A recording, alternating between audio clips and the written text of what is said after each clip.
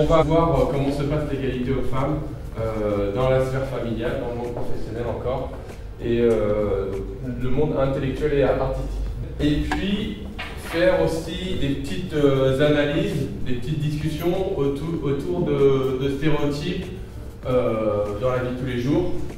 Le plus important, c'est surtout que vous preniez la parole, donc n'hésitez pas à vous lâcher.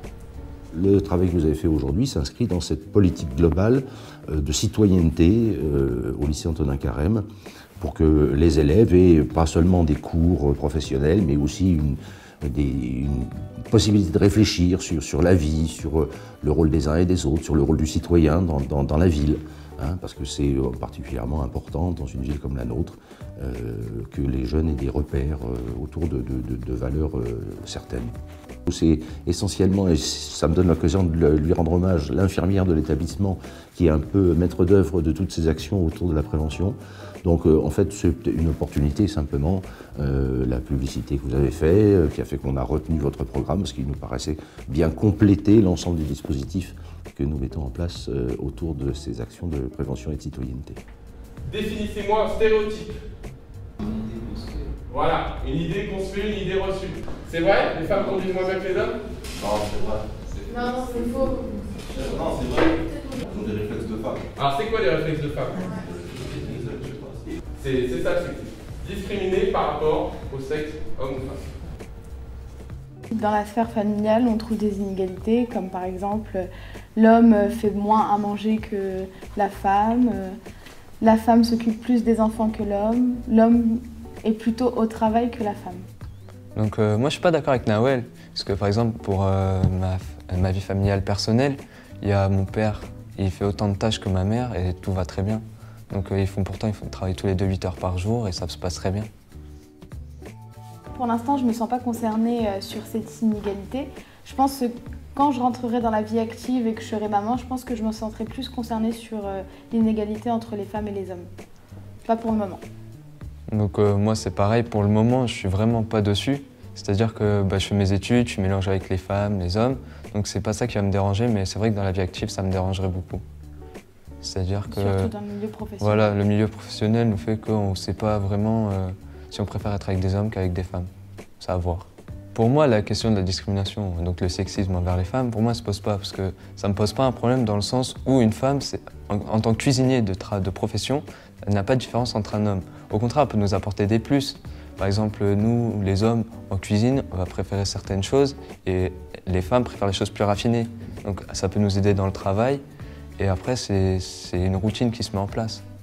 Donc, pour moi, ça ne me poserait pas de problème d'embaucher des femmes, tout comme des hommes. Moi, dans ma vie familiale, je pense que je continuerai comme à l'heure d'aujourd'hui. Je sais pas, je ferai à manger, le père sera au travail et moi, je m'occuperai des enfants, oui. comme à l'heure actuelle. J'ai été déjà toute petite baignée dedans, donc je vois pas pourquoi je changerais. Voilà.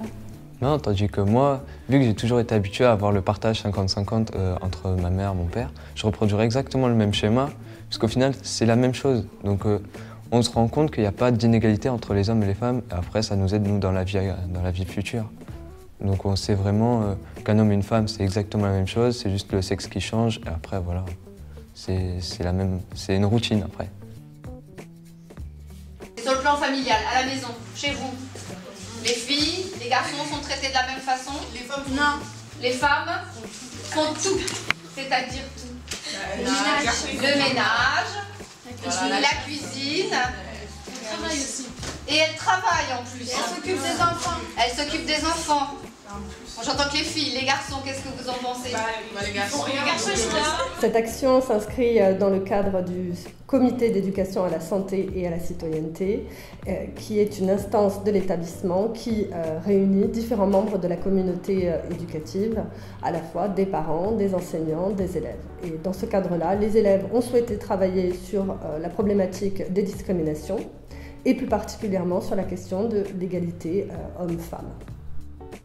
J'ai été rassurée de voir qu'une des élèves qui est intervenue dans la classe tout à l'heure a évolué depuis le début de l'année à propos de l'autorité parentale qu'elle rejetait au mois de septembre. Elle m'avait dit qu'il s'agissait d'autorité paternelle.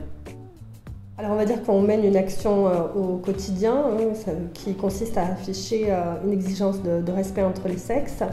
Ça veut dire qu'au quotidien on applique, si j'ose dire, la tolérance zéro, qu'on mène une action éducative dès qu'on entend un propos sexiste. Donc ça me paraît déjà fondamental. Et puis on mène des actions ponctuelles comme votre intervention aujourd'hui. On a un gouvernement actuellement qui justement a mis en place la parité. La parité, c'est-à-dire autant d'hommes que de femmes. Dans ce lycée, la parité, elle est respectée. Dans la loi, on est égaux, mais en fait, après, dans la vie de tous les jours, on n'est pas forcément égaux. Par exemple, comme on a vu tout à l'heure, et on peut avoir un salaire différent. Les hommes et les femmes peuvent avoir un salaire différent pour les mêmes qualifications.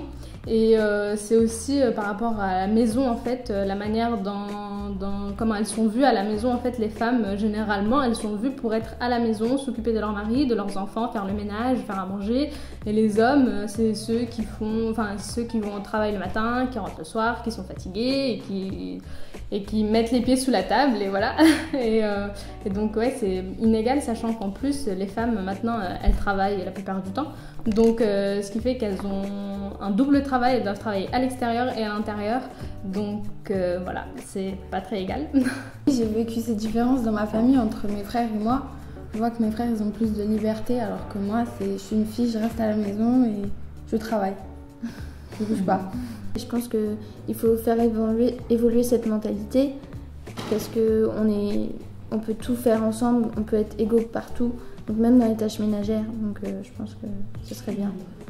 Je me sens concernée par cette inégalité entre les hommes et les femmes parce que même par exemple dans la vie quotidienne, quand on est à l'extérieur, quand il y a des femmes qui passent ou quelque chose, ou des femmes qui passent par exemple qui sont bien habillées, les hommes ils ont toujours un regard un peu pervers. Ils s'octroient le droit de dire oh là là, de faire des commentaires qui peuvent être très déplacés. Je me sens concernée dans ma vie professionnelle plus tard parce que si par exemple c'est un homme qui m'engage dans mon entreprise, je serais moins payée qu'un autre salarié homme parce que pour lui il dira que les hommes sont plus compétents et que les femmes sont moins compétents alors qu'on a les mêmes qualifications et les mêmes compétences. Et ça c'est une inégalité, c'est pas juste. Et dans votre vie de tous les jours, bien sûr, ça va être utile aussi bien aux femmes qu'aux hommes, d'avoir plus de parité, plus de dignité humaine aussi, pour qu'il y ait moins d'injustice entre les uns et les autres. Les garçons aussi ont tout à y gagner.